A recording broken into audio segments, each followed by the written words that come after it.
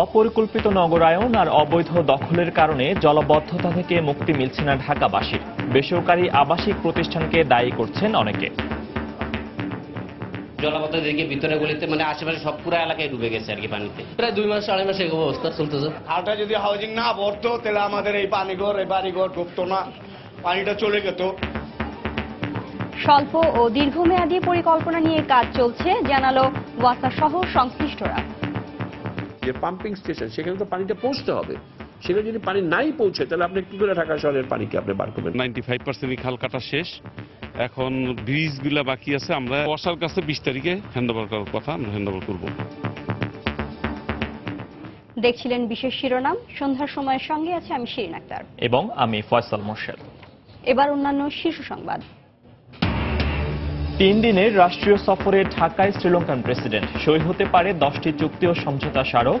শ্রদ্ধা জানালেন বঙ্গবন্ধুর প্রতিকৃতি ও জাতীয় স্মৃতিসৌধে। চামড়ার বাণিজ্যিক ব্যবহার বাড়াতে আরও গবেষণা বাড়ানোর তাগিদ প্রধানমন্ত্রীর। বললেন, মনোযোগী হতে হবে খাদ্য প্রক্রিয়াজাতকরণের দিকে। দেশে চাল আমদানি অব্যাহত থাকবে। আগস্টের মধ্যে এসে পৌঁছাবে 4.5 লাখ মেট্রিক টন, আসবে ভারত থেকেও, ব্রিফিংয়ে খাদ্যমন্ত্রী। চট্টগ্রামের সীতাকুণ্ডে অজ্ঞাত জ্বরে আক্রান্তরা মারাত্মক অপুষ্টির শিকার। প্রাথমিক ধারণা বিশেষজ্ঞ দলের, এখনো শনাক্ত হয়নি রোগের কারণ। আরও 6 জন আক্রান্ত। এবং অভ্যন্তরীণ কোন্দলের জেরে আবারও সিলেট এমসি কলেজের ছাত্রাবাসে ছাত্রলীগের ভাঙচুরের অভিযোগ। ছাত্রাবাস বন্ধ ঘোষণা, বিপাকে শিক্ষার্থীরা।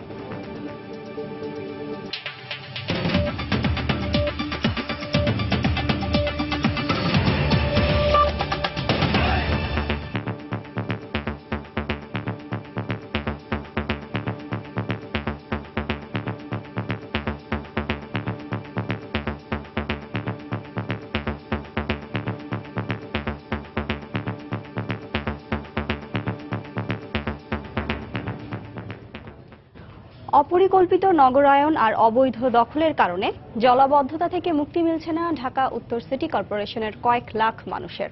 বেসরকারি আবাসন এমনকি সরকারি নির্মাণ প্রকল্প বাস্তবায়ন করতে গিয়েও খাল ভরাট করা হয়েছে মিরপুর ও খিলক্ষেত এলাকায়। জনপ্রতিনিধি ও ঢাকা ওয়াসা বলছে, জলাবদ্ধতা দূর করতে স্বল্প ও দীর্ঘমেয়াদী পরিকল্পনা নিয়ে কাজ চলছে। বেদখল খাল উদ্ধারে এখন সবচেয়ে বেশি গুরুত্ব দিচ্ছে সংস্থাগুলো। মিজানুর রহমান কবিরের রিপোর্ট। বর্ষার শুরু থেকেই এমন জলাবদ্ধতা তৈরি হয় রাজধানীর খিলক্ষেত, নিকুঞ্জ এবং দক্ষিণখানে। স্থানীয়রা দাবি করেন, 2015 সালে ঢাকা এলিভেটেড এক্সপ্রেসওয়ের নির্মাণ কাজ শুরু হওয়ার পর জলাশয় এবং পানি নিষ্কাশনের পথও বন্ধ করা হয়েছে। এছাড়া বেসরকারি আবাসন প্রতিষ্ঠান নির্বিচারে জলাশয় ভরাট করায় পানি সরতে পারে না বলে উত্তরের কয়েকটি ওয়ার্ড ও ইউনিয়নবাসী দুর্ভোগ পোহান। জলাবদ্ধতা দিকে ভিতরে গলিতে আশেপাশে সব পুরো এলাকায় ডুবে গেছে আর কি পানিতে। প্রায় 2 মাস 2.5 মাস এই অবস্থা চলতেছে। খাবারের পানিও পাচ্ছি না, মোটর বন্ধ হয়ে আছে পানির জন্য।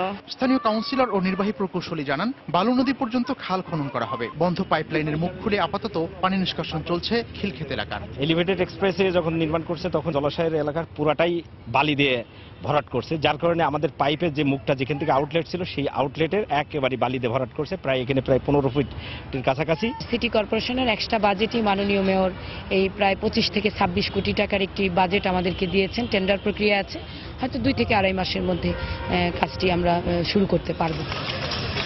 রূপনগর খাল সচল না থাকায় মিরপুরেও জলাবদ্ধতা তৈরি হয় বর্ষাকালে। স্থানীয়রা জানান, বেসরকারি আবাসন প্রতিষ্ঠানের কারণে অস্তিত্ব হারিয়েছে কয়েকটি খাল। এটা তো বড় খালের মতো ছিল, ওটা ছোট পাইপ দিয়ে আপনার ওই উপরে মাটি ফালায়া বাড়িঘর কাছে কেউ গ্যারেজ করছে রিক্সার। খালটা যদি হাউজিং না ভরতো তাহলে আমাদের এই বাড়িঘর ঢুকতো না, পানিটা চলে যেত।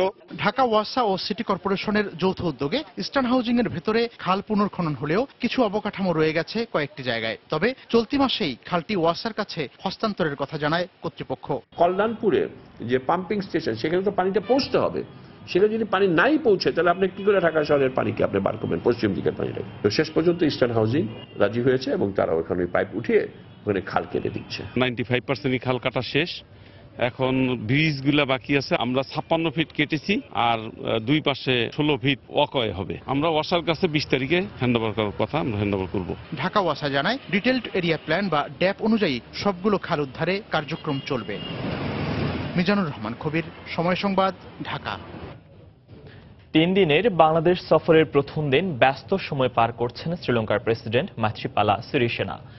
সকালে হজরত শাহজালাল আন্তর্জাতিক বিমানবন্দরে তাকে স্বাগত জানান রাষ্ট্রপতি মোহাম্মদ আব্দুল হামিদ। এরপর সাভারে জাতীয় স্মৃতিসৌধ এবং ধানমন্ডিতে বঙ্গবন্ধুর প্রতিকৃতিতে শ্রদ্ধা জানিয়েছেন শ্রীলঙ্কার এই সরকার প্রধান। বৃহস্পতিবার বেলা 11:23 হজরত শাহজালাল আন্তর্জাতিক বিমানবন্দরে অবতরণ করে শ্রীলঙ্কার রাষ্ট্রপ্রধানকে বহনকারী বিমান। বিমানবন্দরে তাকে উষ্ণ অভ্যর্থনা জানান রাষ্ট্রপতি মোহাম্মদ আব্দুল হামিদ। বিমানবন্দরে 21 বার তোপধ্বনি আর লাল গালিচা সংবর্ধনার মাধ্যমে প্রেসিডেন্ট মাইথ্রিপালা সিরিসেনাকে স্বাগত জানান সশস্ত্র বাহিনীর সুসজ্জিত চৌকস দল। পায়ে হেঁটে মনোজ্ঞ আয়োজন পরিদর্শন করেন শ্রীলঙ্কার রাষ্ট্রপ্রধান। মুক্তিযুদ্ধে শহীদদের প্রতি শ্রদ্ধা জানাতে বিকেলে সাভার স্মৃতিসৌধে পৌঁছান প্রেসিডেন্ট মাইথ্রিপালা সিরিসেনা। ফুল দিয়ে শ্রদ্ধা নিবেদন শেষে স্মৃতিসৌধের শোক বইয়ে স্বাক্ষর করেন তিনি। এরপর স্মৃতিসৌধ প্রাঙ্গণে বৃক্ষরোপণ করেন মাইথ্রিপালা। স্মৃতিসৌধ থেকে সরাসরি জাতির জনকের স্মৃতি বিজড়িত ধানমন্ডির 32 নম্বরের বঙ্গবন্ধু জাদুঘর পরিদর্শনে যান শ্রীলঙ্কার প্রেসিডেন্ট। সেখানে তাকে স্বাগত জানান প্রধানমন্ত্রী শেখ হাসিনার কন্যা সাইমা ওয়াজেদ পুতুল। এ সময় বঙ্গবন্ধুর প্রতিকৃতিতে শ্রদ্ধা নিবেদন শেষে জাদুঘরের বিভিন্ন গ্যালারি পরিদর্শন করেন মাইথ্রিপালা সিরিসেনা। আজহার লিমন, সময় সংবাদ, ঢাকা। চামড়া, পশম, পাট ও বস্ত্রসহ পশুজাত খাদ্য প্রক্রিয়াজাতকরণে দক্ষতা বাড়ানোর নির্দেশ দিয়েছেন প্রধানমন্ত্রী শেখ হাসিনা। একই সঙ্গে পশুপালন ও খাদ্য উৎপাদনে গবেষণা বাড়ানোরও নির্দেশ দেন তিনি। বলেন, চামড়ার বাণিজ্যিক ব্যবহার বাড়াতে হবে। সকালে প্রধানমন্ত্রীর কার্যালয়ে এক অনুষ্ঠানে প্রধানমন্ত্রী বক্তব্য রাখেন। এ সময় ভেড়ার পশম, পাট ও সুতার মিশ্রণে প্রস্তুত করা বস্ত্র সামগ্রী প্রধানমন্ত্রীকে হস্তান্তর করা হয়। প্রাণী সম্পদ গবেষণা ইনস্টিটিউটের তথ্য মতে দেশে এখন প্রায় 34 লাখ ভেড়া রয়েছে, যেগুলো থেকে বছরে প্রায় 3,500 মেট্রিক টন পশম সংগ্রহ সম্ভব। সম্প্রতি ভেড়ার পশমকে কাজে লাগিয়ে ও পাটের মিশ্রণে রকমারি পণ্য তৈরির প্রচেষ্টায় সফলতা পেয়েছে বাংলাদেশ প্রাণী সম্পদ গবেষণা ইনস্টিটিউট। বৃহস্পতিবার প্রধানমন্ত্রীর কার্যালয়ে ভেড়ার পশম থেকে প্রস্তুতকৃত চাদর, কম্বল, ফ্লোরম্যাট সহ নানা পণ্য প্রধানমন্ত্রীর কাছে প্রদর্শন করেন কর্মকর্তারা। এ সময় কর্মকর্তাদের উদ্দেশ্যে প্রধানমন্ত্রী বলেন, ভেড়া সহ গবাদি পশুর অর্থনৈতিক গুরুত্ব বিবেচনায় নিয়ে বিস্তর পদক্ষেপ নিতে হবে।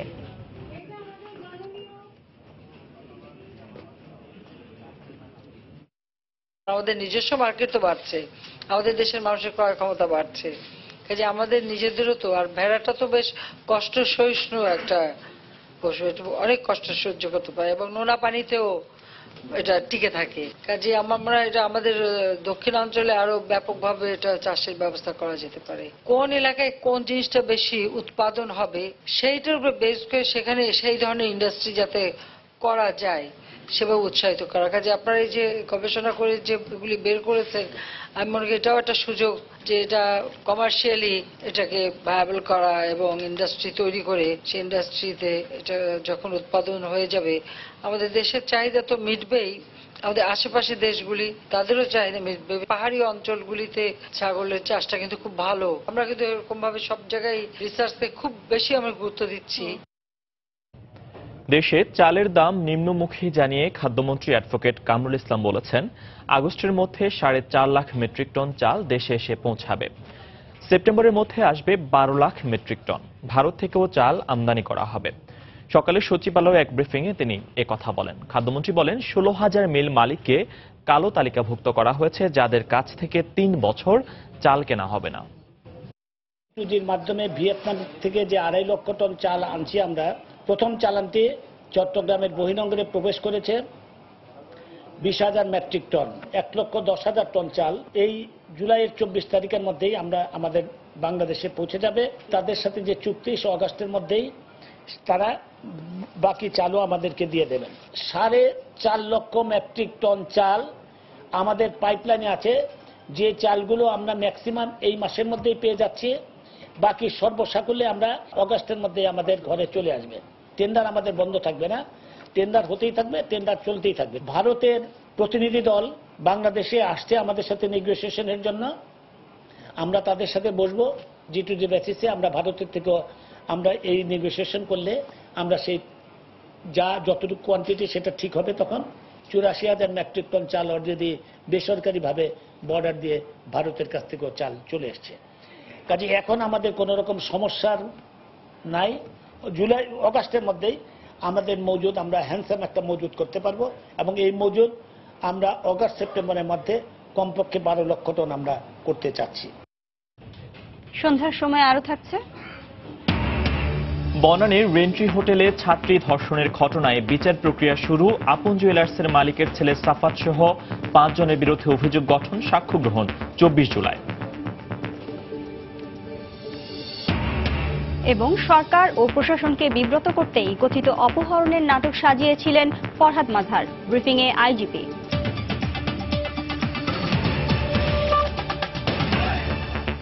চট্টগ্রামের সীতাকুণ্ডের পাহাড়ি বড় ত্রিপুরা পাড়ায় অজ্ঞাত জ্বরে আক্রান্ত আরও 6 আদিবাসী শিশুকে হাসপাতালে ভর্তি করা হয়েছে। আক্রান্ত শিশুদের রক্তের নমুনা সংগ্রহ করা হলেও পরীক্ষা নিরীক্ষা শেষ না হওয়ায় এখনও রোগের ধরন বা কারণ শনাক্ত করা যায়নি। তবে শিশুদের অভিভাবকদের সাথে কথা বলে প্রাথমিকভাবে আক্রান্ত শিশুরা মারাত্মক অপুষ্টির শিকার বলে ধারণা করছেন বিশেষজ্ঞরা। আর এ কারণেই আক্রান্তরা বেশি অসুস্থ হয়ে পড়ছে বলেও ধারণা করছেন তারা। বিস্তারিত জানাচ্ছেন কমল দে, ক্যামেরায় ছিলেন আশরাফুল আলম মামুন। বুধবার চট্টগ্রামের সীতাকুণ্ডের পাহাড়ি ত্রিপুরা পাড়ায় অজ্ঞাত জ্বরে শিশু মৃত্যুর পর বৃহস্পতিবার সকাল থেকেই আশপাশের এলাকাগুলোতে স্বাস্থ্যসেবা দিতে শুরু করেন স্বাস্থ্যকর্মীরা। এ সময় বড় ত্রিপুরা পাড়ায় আদিবাসী 6 শিশুর মধ্যে একই রকম উপসর্গ থাকায় তাদের হাসপাতালে পাঠানো হয়। অসুখ, জ্বর, মানে কাশি, দিনে ভালো, রাত্রে হলে মানে জ্বর বেশি আসে যায়। এদিকে গত 1 সপ্তাহে অজ্ঞাত জ্বরে আক্রান্ত আদিবাসী শিশুদের রক্ত পরীক্ষা সম্পন্ন না হয় এখনো নিশ্চিত বলা যাচ্ছে না এসব শিশু কি ধরনের ভাইরাসে আক্রান্ত হয়েছে কিংবা কিভাবে ছড়িয়েছে এই ভাইরাস। রোগটা আমরা এখনো অজ্ঞাত বলছি, তবে আমাদের কাছে দুটো জিনিস যেটা ধরা পড়ছে সেটা হলো এই বাচ্চাগুলা মারাত্মক অপুষ্টিতে ভুগছে। আর অপুষ্টি মানে হলো তার কোনো রোগ প্রতিরোধ ক্ষমতা থাকে না। একদিনই দেখলাম এদেরকে একটু খাবার টাবার দেয়া, তারা চেহারাও যেমন ফুটে উঠেছে এবং শারীরিক ব্যাপারে উন্নতি হয়েছে। আইডিসিআর এর যে টিম আছে ওরা বিষয়গুলি আরো পরীক্ষা নিরীক্ষা করে দেখবেন, রক্ত পরীক্ষা করবেন। আমাদের যে সংক্রামক রোগগুলো আছে অপুষ্টির কারণে সেই রোগগুলো হবার সম্ভাবনাটা বেড়ে যায়। এখানে কোনো একটা সংক্রমণ আছে, অপুষ্টি হয়তো তার একটা প্রিডিসিসিং ফ্যাক্টর। তবে রোগীদের উপসর্গ অনুযায়ী স্বাস্থ্য পরীক্ষা হচ্ছে বলে জানালেন চিকিৎসক। একই সাথে প্রাথমিক চিকিৎসায় শারীরিক উন্নতি হয়েছে অনেক শিশুর। এবারে কিছু বাচ্চার কাশি আছে, কিছু বাচ্চার এখনো জ্বর আছে, আমরা ওদেরকে অ্যাপ্রোপ্রিয়েটলি চিকিৎসা দিচ্ছি। এদের ব্যথা আজ কমে না, ওই জ্বরটা একটু কমছে। জ্বর চলে গেছে আর বেশি ব্যথা চলে গেছে, শুধু দাগগুলো রয়ে গেছে। ক্ষুদ্র নিগোষ্ঠীর লোকজন এমনিতেই চাপা স্বভাবের, সাধারণ লোকজনের চেয়ে আলাদা থাকার চেষ্টা করেন। এখানকার লোকজনও তার ব্যতিক্রম ছিল না, বরং শুক্রবারের ঘটনা তাদেরকে আরো পিছনে ফেলে দিয়েছে। ঘটনার পর থেকে এখানকার লোকজন বাড়িঘর ছেড়ে পার্শ্ববর্তী আত্মীয়স্বজনদের বাসায় আশ্রয় নিচ্ছে আতঙ্কগ্রস্ত হয়ে। প্রশাসনের পক্ষ থেকে বারবার আতঙ্কগ্রস্ত না হওয়ার জন্য আহ্বান জানানো হলো, তাদের মনের ভয় কাটছে না। যে কারণে এই দুর্গম ত্রিপুরাপাড়া এখন অনেকটা জনমানব শূন্য। সীতাকুণ্ডের ত্রিপুরাপাড়া থেকে কমল দে, সময় সংবাদ। এদিকে সীতাকুণ্ডের পাহাড়ি এলাকায় অজ্ঞাত জ্বরে আক্রান্ত হয়ে শিশু মৃত্যুর ঘটনায় প্রশাসনের দায়িত্বে অবহেলা ছিল বলে স্বীকার করেছেন জেলা প্রশাসক জিল্লুর রহমান চৌধুরী। বিকেলে স্থানীয় সংসদ সদস্য দিদারুল আলমকে সঙ্গে নিয়ে ত্রিপুরাপাড়া পরিদর্শন করে একথা বলেন তিনি। তবে স্থানীয়দের অজ্ঞতা এবং লোকালয়ে আসতে না চাওয়ার প্রবণতার কারণেই প্রয়োজনীয় ব্যবস্থা গ্রহণে প্রশাসনের কিছুটা দেরি হয়েছে বলেও জানান জেলা প্রশাসক। মৃত শিশুদের পরিবারকে 10,000 করে টাকা এবং 10 কেজি করে চাল সহায়তা দেওয়ার ঘোষণা দেন তিনি। তারা আমাদের আধুনিক সুযোগ সুবিধা নিচ্ছে না, এটা ঠিক আছে। আমাদেরও দায়িত্ব ছিল আসা, তাদের শিক্ষা, তাদের পানীয় জল এগুলো যাতে আসে এবং তারা ভোগ করতে পারে, এটা আমাদের দায়িত্বের অংশ অবশ্য। কিন্তু তারাও তো চাইবেন, সব জায়গাতেই সবাই কিন্তু আপনার চায়। আমার চোখে পড়েছে মায়েরা ওই ঝর্ণা থেকে আপনার নিচ্ছে, পানি নিচ্ছে। তখন আমি বলি এই পানি নেন কেন, এটা তো বিশুদ্ধ না। আমাদের কিছু নাই বলে আসছি, 10টি টিউবওয়েল দেওয়ার জন্য, নলকূপ 10টা দেওয়ার জন্য বলেছি, এবং সেটা পাবলিক হেলথ দিবে, নাইলে আমরা অন্যান্য ডোনার থেকে বের করে আমরা এটা ম্যানেজ করে দেব। সুইজারল্যান্ড থেকে 70টি রেল ইঞ্জিন পেতে যাচ্ছে বাংলাদেশ। এই সংক্রান্ত সমঝোতায় এরই মধ্যে দুদেশ স্বাক্ষর করেছে। সকালে প্রধানমন্ত্রীর কার্যালয়ে শেখ হাসিনার সাথে বিদায়ী সাক্ষাতে বিষয়টি সম্পর্কে প্রধানমন্ত্রীকে অবহিত করেছেন ঢাকায় দেশটির বিদায়ী রাষ্ট্রদূত ক্রিশ্চিয়ান ফচ। সুইজারল্যান্ডের হয়ে ঢাকায় রাষ্ট্রদূতের দায়িত্ব পালন শেষ করার পর প্রধানমন্ত্রী শেখ হাসিনার সাথে বিদায়ী সাক্ষাৎ করেন ক্রিশ্চিয়ান ফচ। সৌজন্য সাক্ষাৎ শেষে প্রধানমন্ত্রীর প্রেস সচিব ইহসানুল করিম সাংবাদিকদের জানান, বাংলাদেশের রেল নেটওয়ার্ককে সহযোগিতার জন্য প্রধানমন্ত্রী সুইডেন সরকারকে ধন্যবাদ জ্ঞাপন করেন। এরপর প্রধানমন্ত্রীর সঙ্গে সাক্ষাৎ করেন সুইডেনের বিদায়ী রাষ্ট্রদূত। তিনি জানান, বাংলাদেশের জ্বালানি খাতে সহযোগিতা দিতে আগ্রহী সুইডেন। সাক্ষাতের সময় প্রধানমন্ত্রীর কার্যালয়ের ঊর্ধ্বতন কর্মকর্তারা উপস্থিত ছিলেন।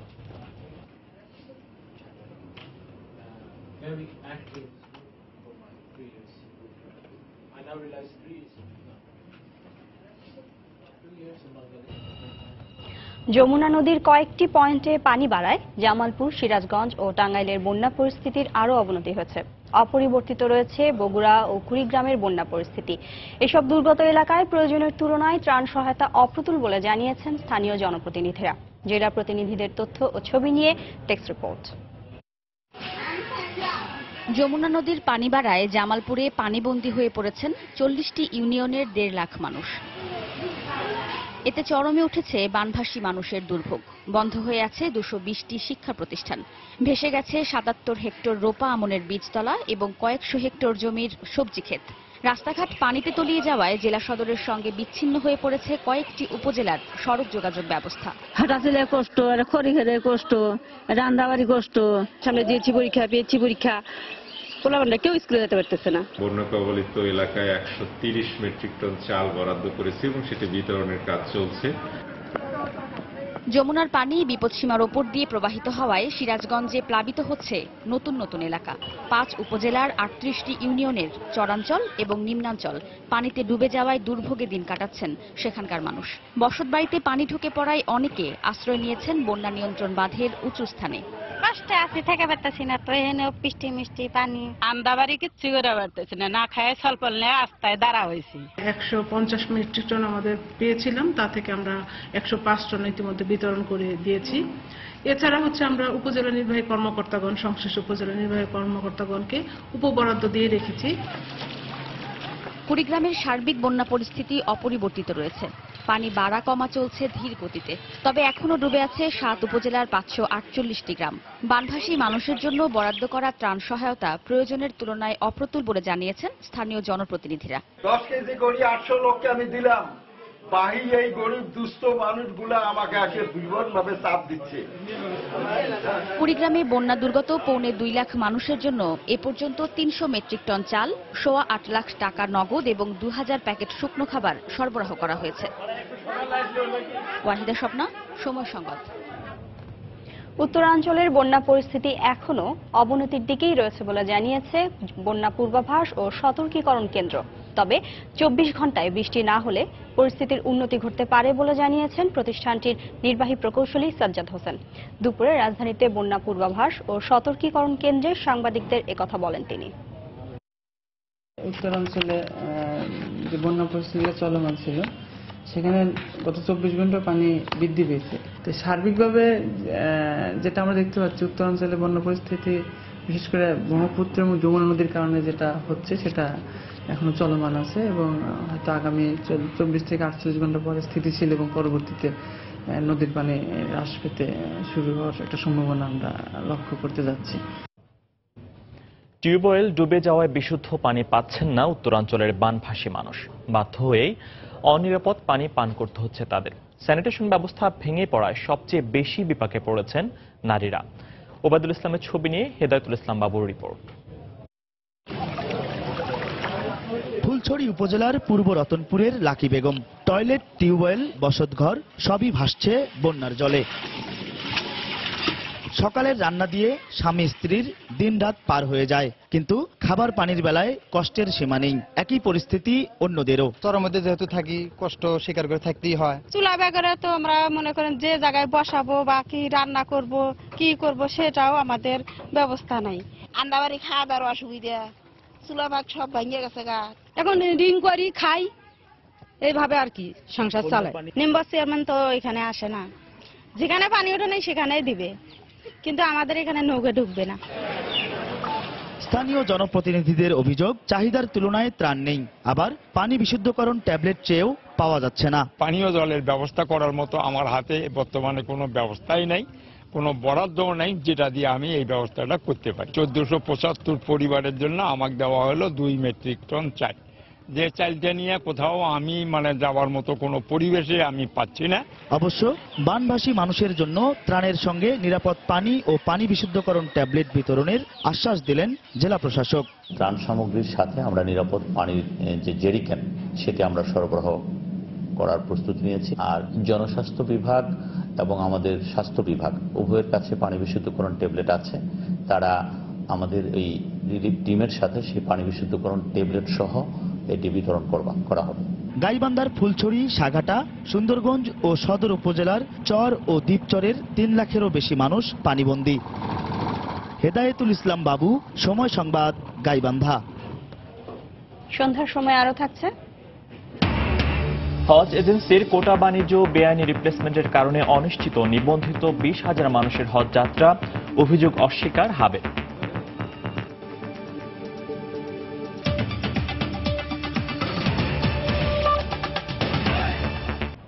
খুলে দেওয়ার 10 মাসের মাথায় আবারও সিলেট এমসি কলেজের ছাত্রাবাস ভাঙচুরের ঘটনা ঘটেছে। পুলিশ বলছে কলেজ ছাত্রলীগের আন্তঃকন্দলের জেরে এ হামলা চালানো হয়। এ ঘটনার পর অনির্দিষ্টকালের জন্য বন্ধ ঘোষণা করা হয়েছে ছাত্রাবাস। সন্ধ্যা 6টার মধ্যে হোস্টেল ছেড়ে গেছে শিক্ষার্থীরা। তুচ্ছ বিষয় নিয়ে বারবার ছাত্রাবাসে এমন হামলার ঘটনার প্রতিবাদ জানিয়েছেন শিক্ষার্থীরা। আব্দুল আহাদের রিপোর্ট।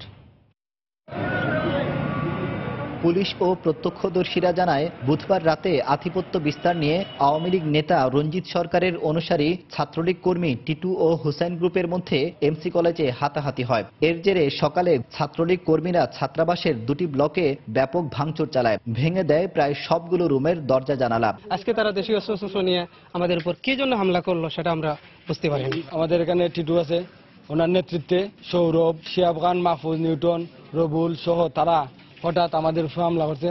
কলেজের প্রত্যেকটি ব্লকেই মোটামুটি 4, 5, 1 এবং শ্রীকান্ত ব্লক অধিক মাত্রায় আক্রান্ত হয় এবং অধিকাংশ কক্ষগুলোই দরজা জানলাগুলোকে ভাঙচুর করেছে। কর্তৃপক্ষের সাথে আলোচনা সাপেক্ষে পরবর্তী আইনানুগ ব্যবস্থা গ্রহণ করা হইতেছে। এই ঘটনায় দুপুরে একাডেমিক কাউন্সিলের সভা করে ছাত্রাবাস অনির্দিষ্টকালের জন্য বন্ধ করে দেয়া হয়। পরীক্ষা চলাকালীন সময়ে ছাত্রাবাস বন্ধ করায় বিপাকে পড়েছে শিক্ষার্থীরা। টিউশনি আছে, আমার প্রাইভেট আছে, তারপর আমার প্র্যাকটিক্যাল এখন ক্লাস চলে, আবার একাডেমিক ক্লাসে চলে। এখন আমি কোথায় গিয়ে থাকবো সেটা এখন ভেবে পাচ্ছি না। হঠাৎ করে হোস্টেল বন্ধ করে দেওয়া আমাদের জন্য অত্যন্ত ক্ষতিকর, কেননা এখন আমাদের প্র্যাকটিক্যাল ক্লাস চলছে আর কিছুদিন পরে আমাদের প্রি-টেস্ট পরীক্ষা হবে। সন্ধ্যা 6টার ভিতরে আমাদের হোস্টেলের সকল শিক্ষার্থীদেরকে হল ত্যাগ করার নির্দেশ দেওয়া হলো। তদন্ত কমিটি রিপোর্ট অনুযায়ী আমরা সুনির্দিষ্টভাবে ব্যাখ্যা দিতে পারবো।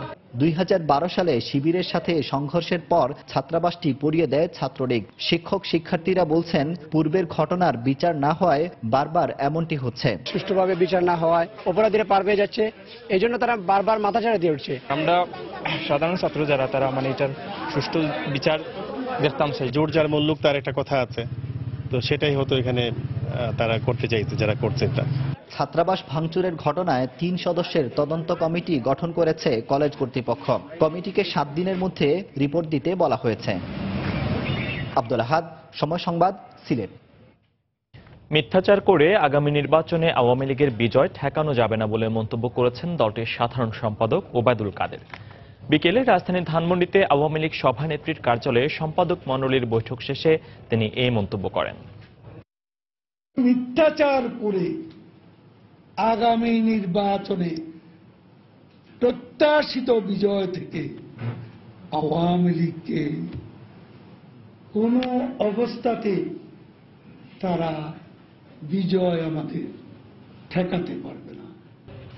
সরকার এবং প্রশাসনকে বিব্রতকর পরিস্থিতিতে ফেলতেই ফরহাদ মজহার অপহরণের নাটক সাজিয়েছিলেন বলে জানিয়েছেন পুলিশ মহাপরিদর্শক AKM শহীদুল হক। দুপুরে পুলিশ হেডকোয়ার্টার্সের সাম্প্রতিক আইন শৃঙ্খলা পরিস্থিতি নিয়ে এক সংবাদ সম্মেলনে তিনি একথা জানান। পুলিশ মহাপরিদর্শক আরও জানান, ঘটনার দিন ফরহাদ মজহার 2টি সিম ব্যবহার করেন। একটি সিমে নিজ স্ত্রী এবং অপর সিমের মাধ্যমে পূর্ব পরিচিত এক নারীর সঙ্গে কথা বলেন তিনি। একই দিন ডাচ বাংলা ব্যাংকের রকেট সার্ভিসের মাধ্যমে ওই নারীকে 2 বারে 15,000 টাকাও পাঠান।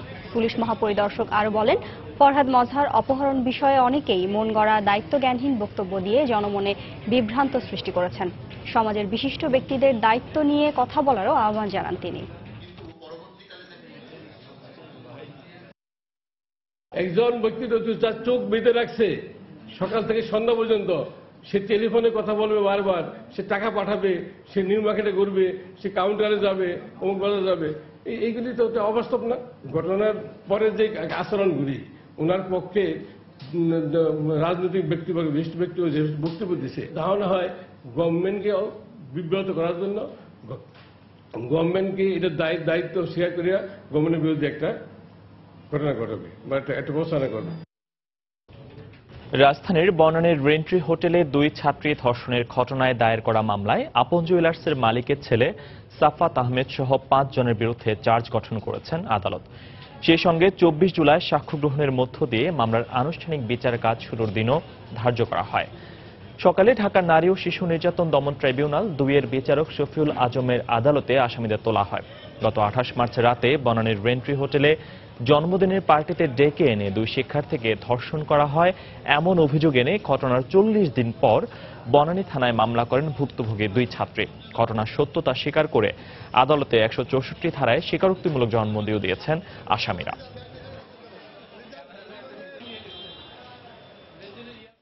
প্রাইমেসি কেস বিদ্যমান নাই, চার্জ গঠন করার মতন কোনো অবস্থায় বিদ্যমান নাই। ন্যায় বিচারে আমরা অবশ্যই খালাস পাবো এবং অব্যাহতি পাবো। আমরা 2561 যাই। আদালত উভয় পক্ষ শুনে তাদের বিরুদ্ধে প্রাইমেসি কেস মেটাড হয়েছে। এই আসামিদের বিরুদ্ধে, এই 5 জন আসামির বিরুদ্ধেই চার্জ গঠন হয়েছে এবং আগামী 24 জুলাই পরবর্তী বিচারের দিন, সাক্ষীর জন্য দিন ধার্য করেছে। কয়েকটি হজ এজেন্সির কোটা বাণিজ্য ও বেআইনি রিপ্লেসমেন্টের কারণে নিবন্ধিত 20,000 জনের হজ যাত্রা অনিশ্চিত হয়ে পড়েছে। এ অভিযোগ করে কোটা বঞ্চিত 100টি এজেন্সি ভুয়া নামে নিবন্ধিত যাত্রীদের অবৈধ রিপ্লেসমেন্ট বন্ধে ধর্ম মন্ত্রণালয়ের হস্তক্ষেপ কামনা করেছে। বৃহস্পতিবার সংবাদ সম্মেলনে তারা এ দাবি জানান। তবে হাব বলছে, নিবন্ধনের ক্ষেত্রে কিছু অনিয়ম হলেও অতিরিক্ত কোনো রিপ্লেসমেন্ট হয়নি। আর ধর্ম মন্ত্রণালয় বলছে, এ ব্যাপারে সুনির্দিষ্ট কোনো অভিযোগ পাননি তারা। বিস্তারিত হাজেরা শিউরি রিপোর্টে। এবার হজ পালন করতে সৌদি আরবে যাওয়ার সুযোগ পাচ্ছেন মোট 1,27,198 জন। কিন্তু শতাধিক হজ এজেন্সির অভিযোগ, নিবন্ধনের পূর্বে ধর্ম মন্ত্রণালয়ের কিছু সিদ্ধান্ত পরিবর্তনের কারণে সিরিয়ালের পেছনে পড়ায় কোটা বঞ্চিত হয় তারা। অথচ কিছু এজেন্সি ভুয়া আইডি দিয়ে প্রাক নিবন্ধন নিয়ে কোটা দখল করেছে। নিয়ম অনুযায়ী 4% বেশি রিপ্লেসমেন্টের সুযোগ না থাকলেও অসাধু এজেন্সিগুলো এখন রিপ্লেসমেন্ট করে বাণিজ্য করছে। অথচ নিয়ম মেনে নিবন্ধন করার পরেও সিরিয়ালে পেছনে পড়ার কারণে 20,000 জনের হজ যাত্রা অনিশ্চয়তার মুখে পড়েছে বলে জানান তারা। নিবন্ধনের ব্যাপারে কথা ছিল যে যারা 16 সালে হজে যায় নাই বা যাবে না, তাদের কোটাগুলো ক্যান্সেল করতে হবে। সেই চিঠিরও কেউ কোনো তোয়াক্কা না করে তারা চূড়ান্ত নিবন্ধন করে রেখেছে। ভীষণভাবে হাজিদেরকে নিয়ে বিপদে আছি। যারা আমাদের অনেক বৃদ্ধ হাজি আছে, যাদের এই বছর হজ না করতে পারলে তারা হজেই যেতে পারবেন না। প্রাক নিবন্ধনের পূর্বে যারা 150 কোটা পূরণ করতে পারেনি, তারাও বিভিন্নভাবে সংগ্রহকৃত জাতীয় পরিচয়পত্র ব্যবহার করে কোটা পূরণ করে কোটা আটকে রেখেছেন। এখন কোটা প্রতি 20 থেকে 30 হাজার টাকা রিপ্লেসমেন্ট বাণিজ্য করছে। এ অবস্থায় অবৈধ রিপ্লেসমেন্ট বন্ধের পাশাপাশি সৌদি সরকারের কাছ থেকে অতিরিক্ত 50,000 কোটা আনতে কূটনৈতিক তৎপরতা চালানোর আহ্বান তাদের। সরকারি যে ডিউ লেটারটা এখানে গিয়েছে, সৌদি আরবে আছে, বিভিন্নভাবে তদবির করে কূটনৈতিক প্রচেষ্টার মাধ্যমে যদি কোটা আনা হয়, তাহলে অন্ততপক্ষে এবছর এই কোটার সমস্যার সমাধান হবে। অন্যথায় এই হজ ব্যবস্থাপনা একটা বিশৃঙ্খল পর্যায়ে চলে গেছে।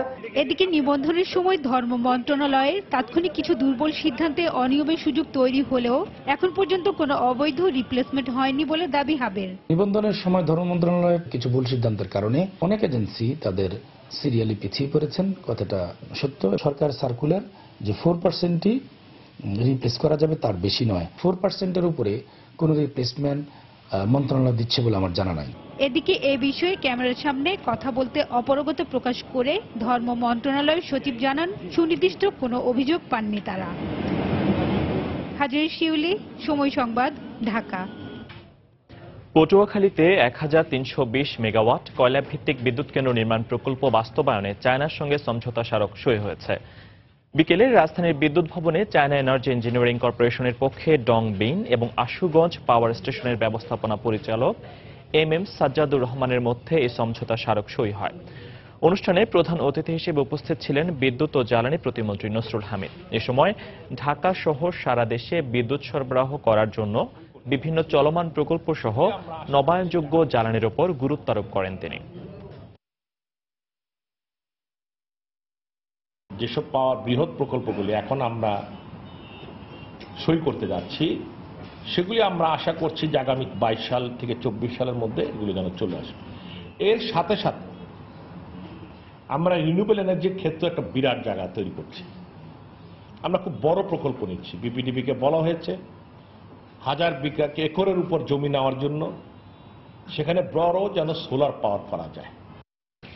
বিরল রোগে আক্রান্ত 12 বছরের শিশু মুক্তামনির অবস্থা উন্নতির দিকে বলে জানিয়েছেন স্বাস্থ্যমন্ত্রী মোহাম্মদ নাসিম। বিকেলে ঢাকা মেডিকেলের বার্ন অ্যান্ড প্লাস্টিক সার্জারি বিভাগে চিকিৎসাধীন মুক্তামনিকে দেখতে যান মন্ত্রী। এ সময় তিনি জানান, মুক্তামনি সুস্থ না হওয়া পর্যন্ত বিনা পয়সায় তার চিকিৎসা চলবে। তার চিকিৎসা চালিয়ে যেতে স্বাস্থ্য মন্ত্রণালয় সব ধরনের সহযোগিতা করবে বলেও আশ্বাস দেন মন্ত্রী। এছাড়াও তিনি জানান, এই রোগের উদ্ভব ও ক্রমবিকাশ নিয়ে গবেষণা করা হচ্ছে। এ সময় বার্ন অ্যান্ড প্লাস্টিক সার্জারি বিভাগের সমন্বয়ক ডাক্তার সামন্তলাল সেন উপস্থিত ছিলেন। মাননীয় প্রধানমন্ত্রী দৃষ্টি আকর্ষণ হওয়ার পরপরই তিনি নির্দেশ দিয়েছেন পরিপূর্ণভাবে বিনা একেবারে পয়সা তার বিনা পয়সায় সে চিকিৎসা এখানে পাবে। সমস্ত দায়িত্ব মাননীয় প্রধানমন্ত্রী নিয়েছে, সরকার নিয়েছে, স্বাস্থ্য মন্ত্রণালয় নিয়েছে। আমি আপনাদের বলতে চাই, যতক্ষণ পর্যন্ত সুস্থ না হবে মুক্তমণি, ততক্ষণ পর্যন্ত চিকিৎসা এখানে চলবে এবং তাকে সম্পূর্ণ আরোগ্য করে ইনশাল্লাহ আমরা তার পরিবারের কাছে ফেরত দিতে চাই। আন্তর্জাতিক অপরাধ ট্রাইব্যুনালের চেয়ারম্যান আনোয়ারুল হক আজ বঙ্গবন্ধু শেখ মুজিব মেডিকেল হাসপাতালে চিকিৎসাধীন অবস্থায় মারা গেছেন। তার মৃত্যুতে শোক জানিয়েছেন প্রধান বিচারপতি। বিচারপতি আনোয়ারুল হক 1956 সালে ঢাকায় জন্মগ্রহণ করেন। 1981 সালে সহকারী বিচারিক জজ হিসেবে বিচারিক জীবন শুরু করেন তিনি। সুদীর্ঘ কর্মজীবনে দায়িত্ব পালন করেছেন আইন মন্ত্রণালয়ের অতিরিক্ত সচিব হিসেবেও। 2010 সালের 12 ডিসেম্বর হাইকোর্টের অতিরিক্ত বিচারপতি হিসেবে নিয়োগ পান তিনি। 2015 সালের 15 সেপ্টেম্বর ট্রাইব্যুনালের চেয়ারম্যান হিসেবে দায়িত্ব পালন শুরু করেন তিনি। শুক্রবার বাদ জুম্মা সুপ্রিম কোর্ট প্রাঙ্গণে জানাজা শেষে রাজধানীর জুরাইন কবরস্থানে তাকে দাফন করা হবে।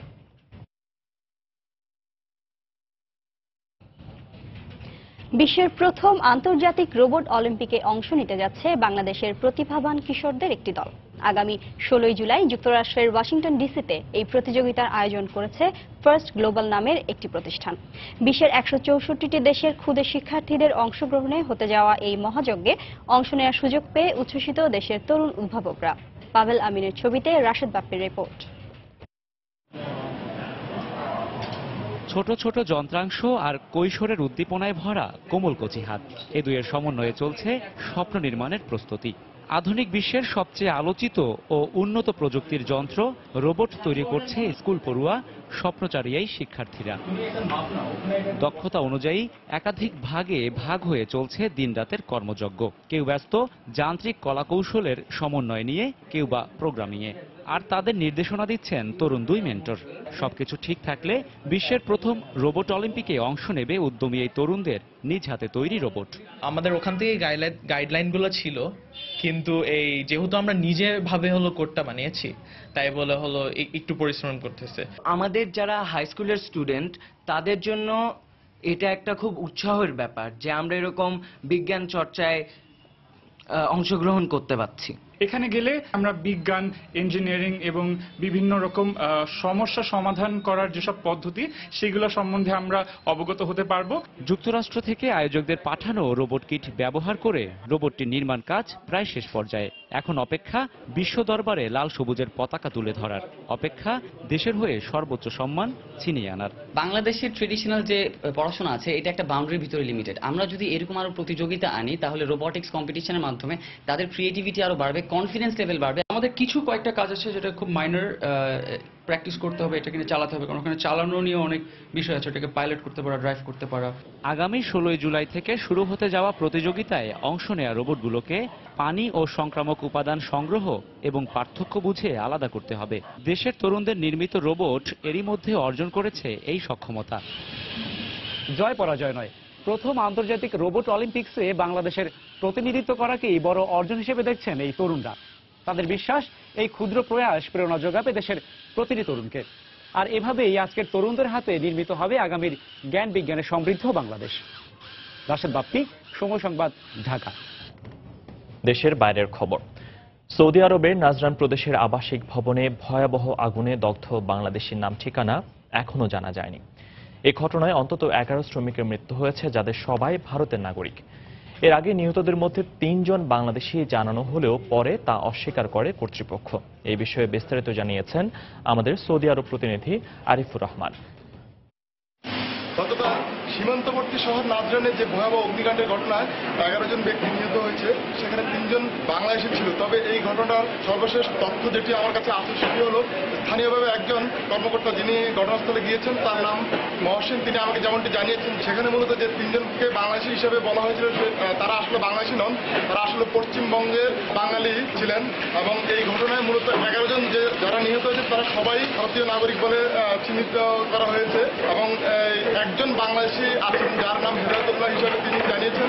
এবং এই হেদায়েতুল্লাহকে আহত অবস্থায় উদ্ধার করে তাকে নাজরান স্থানীয় কিং খালেদ হাসপাতালে চিকিৎসাধীন অবস্থায় রাখা হয়েছে। এবং তিনি এমন অবস্থায় রয়েছেন যে এখান থেকে তিনি তার গ্রামের বাড়ির ঠিকানা কি সেটি এখনো জানা সম্ভব হয়নি। তো এই ছিল আমার কাছে নাজরান দুর্ঘটনার সবশেষ খবর। আরিফুর রহমান, সময় সংবাদ, সৌদি আরব।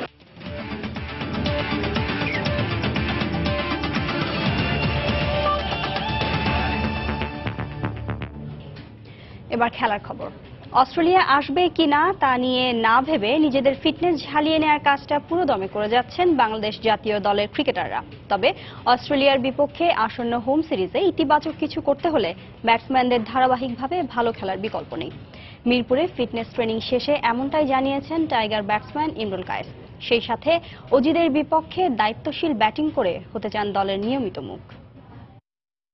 একটা ব্যাটসম্যান যখন সেট হয়ে যাবে, এমন না যে ওই কন্টিনিউ করার চেষ্টা করবে, বড় করার চেষ্টা করবে, এটাই হচ্ছে আমাদের এখন মানে প্রত্যেকটা ব্যাটসম্যানের টার্গেট। আমরা মেন্টালি ওইভাবে রেডি হচ্ছি এবং ওই সার্ভিসে খেলার জন্য কিভাবে আমাদের নিজেকে রেডি করা দরকার, প্রত্যেকটা ব্যাটসম্যান প্রত্যেকটা বোলার ওইভাবে রেডি হচ্ছে। যেই সুযোগ পায় সেই সবসময় চেষ্টা করে যে জায়গাটাকে ধরে রাখার জন্য। আমিও 8 বছর ধরে এই চেষ্টাই করছি, হয়তো বা কিছু ম্যাচ ভালো খেলি, আবার কামব্যাক করি, আবার খারাপ খেলি, এর ভিতরে আর কি ক্যারিয়ার চলতেছে। এখন তারপরেও চেষ্টা করে যাচ্ছি আরো বেটার করার জন্য। এবার দক্ষিণ আফ্রিকায় নভেম্বরে আয়োজিত টি-20 লিগেও খেলছেন না তামিম ইকবাল। একই সময়ে বাংলাদেশ প্রিমিয়ার লিগ বিপিএল চলবে, তাই এ আসরে না খেলার সিদ্ধান্ত নিয়েছেন তামিম। ভারত, বাংলাদেশ, ইংল্যান্ড ও ওয়েস্ট ইন্ডিজের মতো দেশগুলো এরই মধ্যে ব্যাপক জনপ্রিয়তা পেয়েছে ফ্র্যাঞ্চাইজি ভিত্তিক টি-20 লিগ। এবার সে পথে হাঁটার সিদ্ধান্ত নিয়েছে দক্ষিণ আফ্রিকা।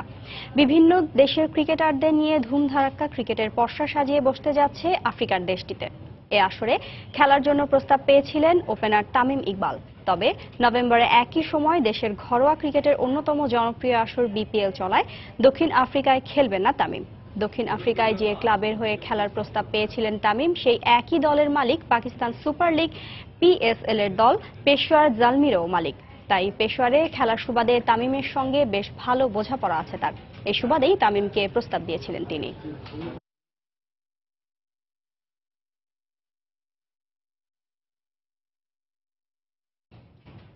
সন্ধ্যার সময়ের পর্যায়ে শীর্ষ সংবাদগুলো জানিয়ে দিচ্ছে আরেকবার। 3 দিনের রাষ্ট্রীয় সফরে ঢাকায় শ্রীলঙ্কান প্রেসিডেন্ট। সই হতে পারে 10টি চুক্তি ও সমঝোতা স্মারক। শ্রদ্ধা জানালেন বঙ্গবন্ধুর প্রতিকৃতি ও জাতীয় স্মৃতিসৌধে। চামড়ার বাণিজ্যিক ব্যবহার বাড়াতে আরও গবেষণার তাগিদ প্রধানমন্ত্রীর। খাদ্য প্রক্রিয়াজাতকরণে আরও মনোযোগ দেওয়ার আহ্বান।